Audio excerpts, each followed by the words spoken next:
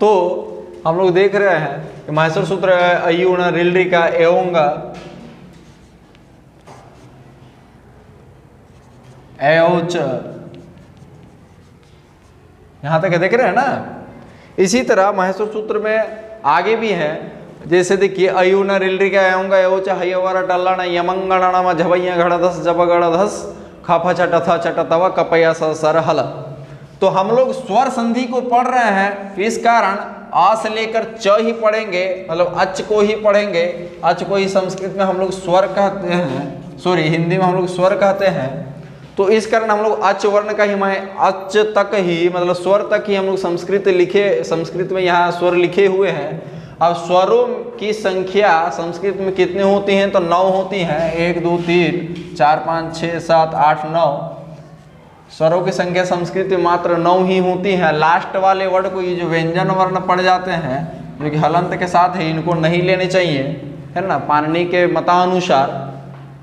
अब देखिएगा अयुण रिलरी का एवं एवच यहाँ जो लिखे हुए हैं अच अक, अब सॉरी अच स्वर है ना। अब अक की अगर प्रत्याहार हम करते हैं, अक अगर कोई पूछे भाई अक का प्रत्याहार क्या होगा, तो अक का प्रत्याहार हमारा, अब अ यहाँ पे ढूंढने हैं कि अ किस स्थान में है। तो अ यहाँ फर्स्ट आपको यहाँ पे दिख रहे होंगे, है ना, अ यहाँ पे दिख रहे हैं, अ ई उ रेल रे क, अ और क या लास्ट में अंततः यहाँ पे दिख रहे हैं। तो अक का प्रत्याहार अगर बनाएंगे हम तो क्या होंगे, अ सेकंड में है,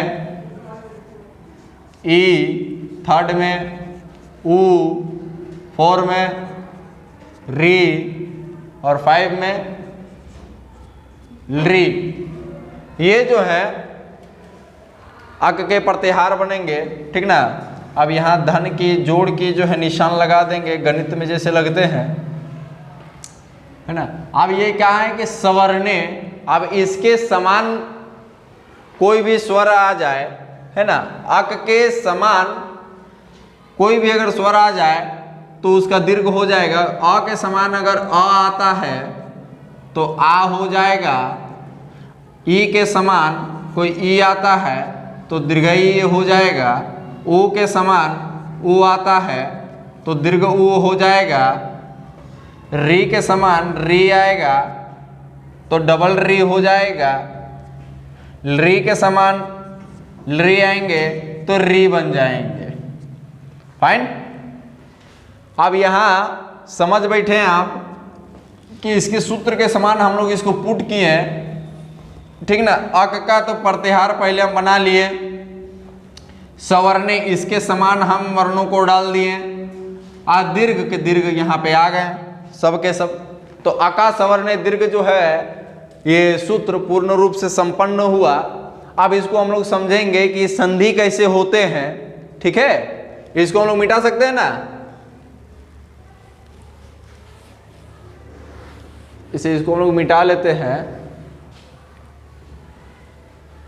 अब हम लोग जैसे हम लोग देखेंगे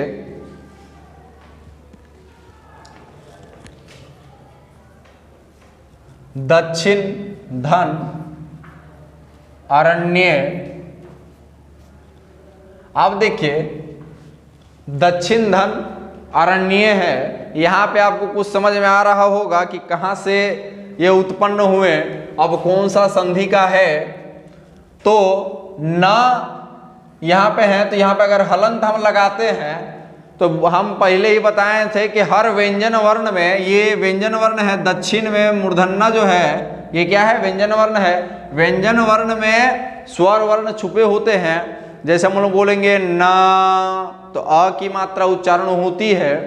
यहाँ अगर हलंत हम लगाते हैं तो यहाँ से स्वर निकल जाएंगे। और स्वर कैसे निकले, तो पाणिनि के सूत्रानुसार निकले कि हलंतम उपदेशंतम हलित स्यात् उपदेश आधुच्चारणम सूत्रे सवादृष्टम पदम सूत्रांगनाद अनुवर्तियम।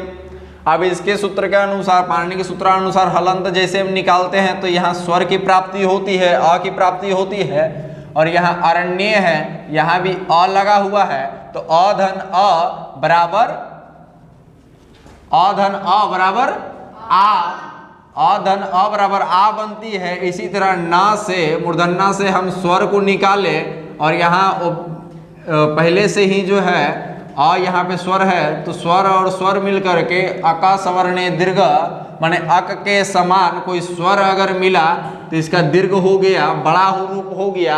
आ धन अ मिल करके आ बन गया, समझे? आ धन आ मिल करके आ बन गया तो दक्षिण अरण्य का क्या हो जाएगा? तो द छी ना का ना हम लिख दिए। अब अ मिल करके आ बना तो ना में पहले तो एक इसको तो हम डाल दिए यहाँ पे, स्वर और हलंत यहाँ पे हटा दिए हम, है ना? हलंत की मात्रा हट गई, पूर्णतः ये व्यंजन वर्ण हो गए। उसके बाद और एक अ यहाँ पे डाल देते हैं तो अ की मात्रा होती है आकार, आ की मात्रा होती है आकार। तो ना के साथ और एक आकार को डाल दिए हम और ये अ जो है समाप्त हो गया, दक्षिणारण्य बन गया। समझ पाए इसको? कोई डाउट तो नहीं ना है? इसी के बाद हम अगर दूसरे देखते हैं, ये इसको देखते हैं, ये तो क्लियर हो गया। इसके बाद अगर हम लोग अगला देखते हैं, अगर हम अगला को देखते हैं तो अधिधन ईश्वर, अधिधन